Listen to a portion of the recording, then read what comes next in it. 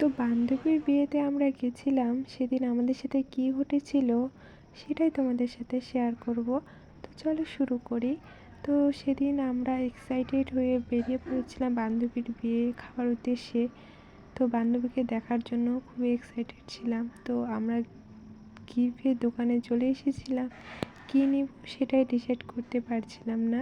তো এদিকে বান্ধবী দেখছিল, আর আমরা তো জানি না সেদিন আমাদের সাথে এরকম ঘটে যাবে। তো চলো তোমাদের সাথে শেয়ার করি। তো সেদিন যেতে যেতে আমাদের গাড়িটা কী যেন হয়ে যায়, সেটাই দাদা আর বান্ধবী দেখছে।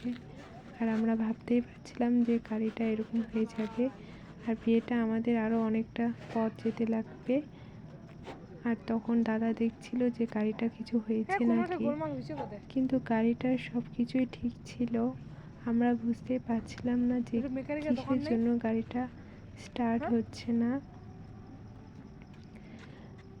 তারপরে কি আর, বিয়ে খাওয়া তো হবে কি হবে না সেটা তো জানি না।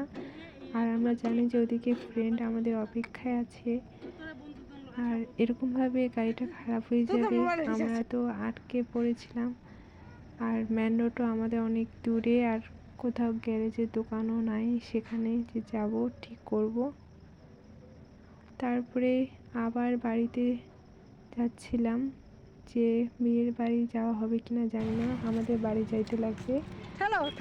বান্ধবীর ওদিকে জায়গাটা পুরোটা ফাঁকা ছিল, ওদিকে আমরা রিটার্ন বাড়ি যাচ্ছিলাম। আর দাদাকে একটু হেল্প করে দিচ্ছিলাম গাড়িটা নিয়ে যাওয়ার জন্য।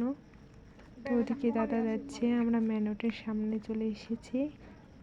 আর এদিকে আমরা তো হেসে পাগল, বিয়ে বাড়ি যাওয়া হবে কিনা আরও অনেক কিছু কথা। দুই বান্ধবী মিলে, এই যে বান্ধবী হাই বলে দিল, ও তো হেসেই যাচ্ছে। আর এই যে আমাদের রাস্তা, মেন রোড, চারিদিকে শুধু অন্ধকার, দেখা যায় না, হয়তো বুঝতে পারছো। এই যে আমাদের এই ভিডিওটা এখান থেকে টাটা।